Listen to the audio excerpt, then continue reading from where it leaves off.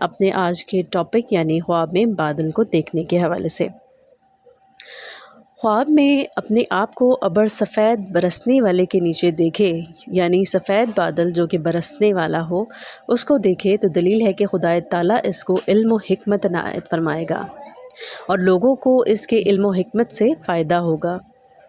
اور اگر خواب میں دیکھے کہ ابر زرد ہے، اس کے نیچے کھڑا ہے، تو دلیل ہے کہ بیمار ہوگا۔ اور بعض تعبیر بیان کرنے والے کہتے ہیں کہ عورت پائے گا جس سے رنج و غم اٹھائے گا۔